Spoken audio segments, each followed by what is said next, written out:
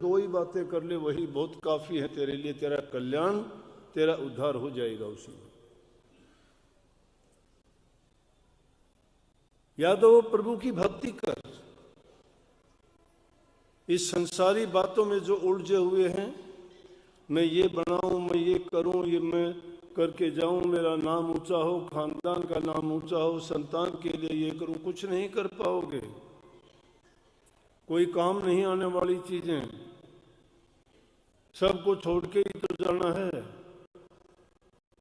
देखा है यहाँ पे बहुत आए, बड़े बड़े बलवान आए, बुद्धिमान आए, ताकतवर आए, राजे महाराज आए, संत महात्मा फकीर आए, मेहमान थे।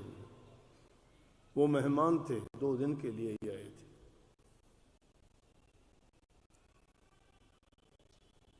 कहता है नेकी करेगा, नेकी का नतीजा फल मिलेगा तुझे, बाद में नहीं, अभी मिल जाएगा। तेरी आत्मिक संतुष्टि होगी, तुझे दिल में एक खुशी होगी, किसी दुखी का, किसी जरूरतमंद की, किसी भूखे की, किसी मजबूर आदमी की अगर मदद कर देगा, वो नेकी है। अब नेकी करने वाले करते भी हैं, नहीं करने वाले नहीं भी करते। जो नहीं करते उनके लिए संतों का उपदेश होता है, जो करते हैं उनको और ज्यादा करने के लिए प्रेरित करते हैं। आज युग बड़ा आपाधापी का है, जिसमें माँ बाप का भी हम सेवा नहीं करते, दूसरे की कहाँ करेंगे।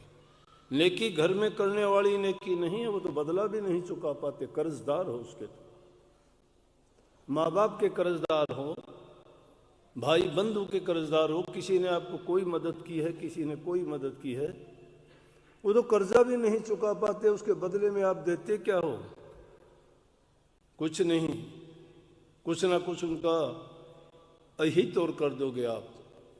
अच्छा करने के लिए नहीं है, क्योंकि दिल में वो बातें बैठाई नहीं, संतों के उपदेश शिक्षा आपके दिल में समाई नहीं, पहचाना ही नहीं आपने उन बातों को, उस शिक्षा को अपना नहीं आपने। हमारी नीयत खोटी रही। जब खुद की नीयत खोटी है, नेकी कहां से करेगा? 2 रोटी के जुगाड़ में लगे रहे, 2 दिन की जिंदगी के बारे में नहीं सोचा। पूरा जीवन 2 रोटी के लिए बिता दिया, और उस 2 रोटी में भी कमी आ गई बाद में। वो रोटी किस ढंग की आपको मिली है? बंदिशें लग गई। किसी को शुगर, किसी को ब्लड प्रेशर, किसी को हार्ट अटैक, किसी को कोई बीमारी। सब चीजों की पाबंदी होते हुए फिर भी हाय तौबा करते, फिर भी इस जीवन को सत्य मानते हैं, दुनिया को सत्य मानते हुए विचरते हैं इधर उधर। सब कुछ मेरा है, मेरा है। क्या है मेरा? वो गुप्त संदेश जब आता है तो कोई किसी का कुछ नहीं रहता। तो उन महापुरुष ने, उस परम संत, खुद मालिक के कुल का अवतार कबीर साहब ने ये कही कि नेकी कर। और नेकी करके क्या? एहसान नहीं किसी पर, नेकी कर दरिया में डाल, भूल जाओ। Do good and forget. ये ना समझो कि इसके बदले में मुझे कुछ मिले। अगर उसके बदले में कुछ चाहते हो तो मजदूर हो, आप मजदूरी करते हो, किसी का कुछ करके एहसान ना रखो। एहसान नहीं है, भूल जाना चाहिए। जो तुम्हारा फैसला करने वाला है, लेख वो लिखता है, उसने लेख लिखने हैं तुम्हारे कि तुमने क्या भला किया है, क्या बुरा किया है, क्या अच्छा किया है। अरे हम तो छोटी छोटी बात के लिए माँ बाप का दिल दुखाते हैं, बड़े छोटे की कदर नहीं करते, जबान से गंदे मंदे बोलते हैं, और किसी के दिल को दुखा के हम कैसे सुखी होंगे? क्या 2 दिन की मेहमानी इन बातों के लिए थोड़ी थी? लेकिन भूल, इंसान के मस्तिष्क की जो बुद्धि जब माया और काल के कब्जे में आ जाती है, वो इंसान सोच नहीं पाता, नहीं सोच पाता। सत्संग नाम इकट्ठे होके 4 बाणी 4 गीत गा लेना सत्संग नहीं है। सत्संग है अपने इंसानी जीवन को सही रास्ते पे लाना। जितनी भी हमारे अंदर त्रुटियां हैं, कमियां हैं, बुराइयां हैं, उनको बाहर निकाल करना। वो नहीं निकलती हैं, क्या मिलेगा हमें? भाई को भाई देख के कुछ नहीं है, बाप बेटे की लड़ाई है, सास बहू की लड़ाई है। आज तमाशा देखते हैं, रोजाना देखता हूं मिलने वाले आते हैं दुखी जीव, कोई किसी रूप में दुखी है, कोई किसी रूप में दुखी है। संतान से ज्यादा दुखी है, लड़का है तो लड़का से दुखी है, लड़की है तो लड़की से दुखी है। चाहे उसका कारण कुछ भी रहा हो, लेकिन वो अपने दायित्व को नहीं पहचाना, उन्होंने अपनी जिम्मेवारी को नहीं माना कि जिस माँ बाप ने जन्म दिया और जिस योग्य बनाया उनकी बात को अनसुनी करके अपनी मन मर्जी के काम में चलते हैं। हम अपनी भाषा में तो उसको मनमुखता कहते हैं। मन मर्जी से जो अपने काम करता है वो मनमुख है। तुम अपने हित करने वाले को नहीं जानते हो, तुम्हारा हित कौन करता है? तुम्हारे हित करने वाले को तुम अपना दुश्मन मानते हो, और तुम्हारी जो बुराई करता है उसके तुम पैरों में जाके पड़ते हो। ये दुनियादारी के लोग तुम्हें ठोकर मारते हैं, लेकिन प्रभु तुम्हें हर चीज से नवाजता है। सब कुछ उसने बख्शा है, लेकिन उसको भूलने से याद ही नहीं करते। ये इंसान की बुद्धि है।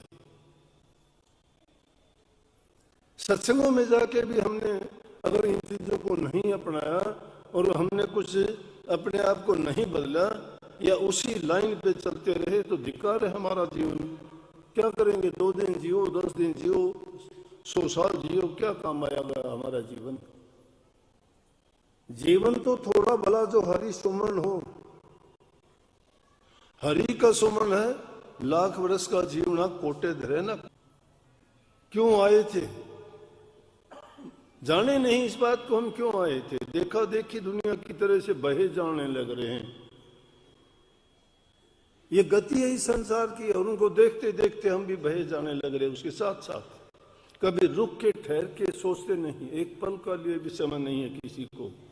निंदा चुगली बुराइयों में तो बहुत हम अपने आप को चतुर मानते हैं।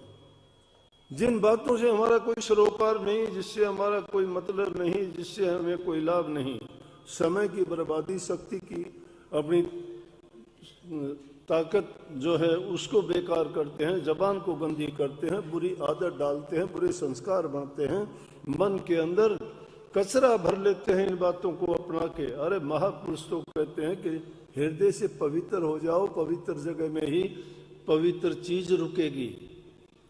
देखा देखी नाम ले लेते हो, नाम तो दिल की सफाई कर देता है। हमारी सफाई क्यों नहीं हुई? क्या नाम जाना हमने? क्या नाम जाना हमने? जिन चीजों की पाबंदी कहते हैं कि कामी मत बनना, क्रोधी मत बनना, लालची मत बनना, स्वार्थी मत बनना, अहंकार नहीं करना, और वो ही सारी चीज हमारे अंदर विद्यमान है। कहाँ का किसका नाम लिया आपने?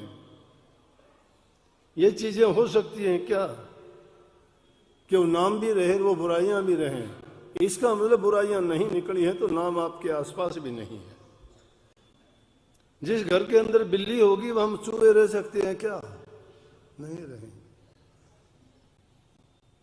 पानी तुम्हारे पास में रखा हो, तुम प्यासे रहोगे क्या? लेकिन ये कमाल की बात है कबीर साहब की वाणी की कि जल में मीन प्यासी मुझे सुन सुनावे हांसी।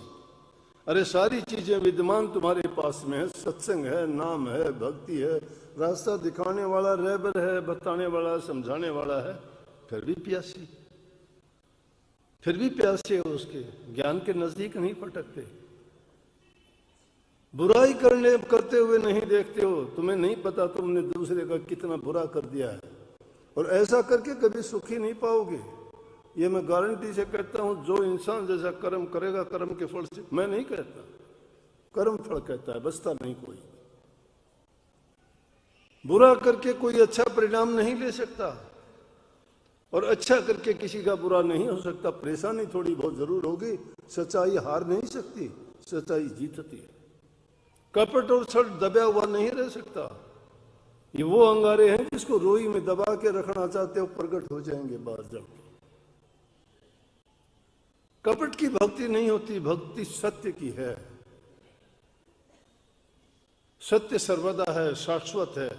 सत्य कभी बदलता नहीं है, मिटता नहीं है, झुकता नहीं है, उसमें मिलोनी नहीं है सत्य में। सत्य सत्य ही रहेगा, झूठ झूठ चलती रहेगी। एक के बाद 2 के बाद 10 के बाद 50 हजारों बन जाएंगी। झूठ, सत्य नहीं बदलता, नहीं बढ़ता, एक ही है। इसलिए उसका नाम सत्य है। सत्य के रास्ते पे चलने वाले सत्संगी हैं। और वो सतनाम से जुड़े होते हैं और सतगुरु से प्राप्त होता है वो। इसलिए मैं कहता हूं सारी चीजें होते हुए भी फिर हम क्यों नहीं बदले। और ये सारी चीजें बाहर भी नहीं है, कहां से प्रकट होते? हमारे अंदर से प्रकट होते हैं।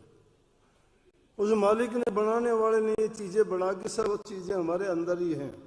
काम, क्रोध, लोभ, मोह, अहंकार, इच्छा, आशा, तृष्णा, वासना, शब्द, स्पर्श, रूप, रस, गंध, जो चाहत होती है वही काम करते। हमारे अंदर में है तो अंदर में नाम भी है, वो सत्य भी अंदर में है, तो वो सारी चीजें प्रकट होती हैं। कभी तुम्हारे कान संगीत सुनने को चाहते हैं, कभी तुम्हारी जीभ मीठा और स्वादिष्ट चीजें खाने को तरसती हैं, तो तुम्हारी आंखें जो है अच्छे अच्छे नज़ारे देखने को मन करता है, लेकिन उस चीज को क्यों नहीं जानते? जिससे हमारा कल्याण होता है उसको कैसे भूल गए? संत उसी चीज को याद दिलाने के लिए हमें बार बार कहते हैं, तो बार बार समझाने पे भी अगर इंसान समझ जाता है, लेकिन हम कब समझते हैं?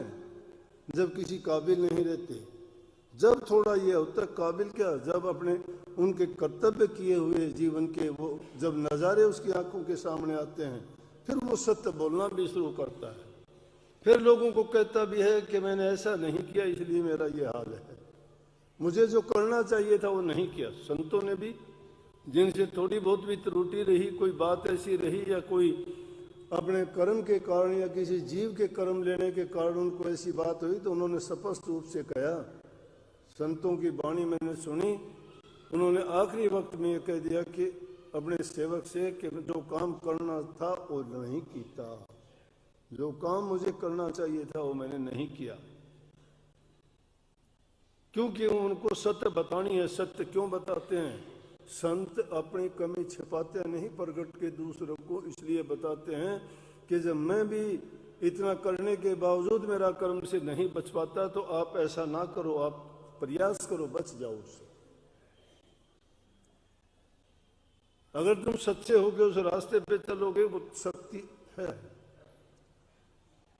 शम्स तबरेज गया मौलाना रूम के पास,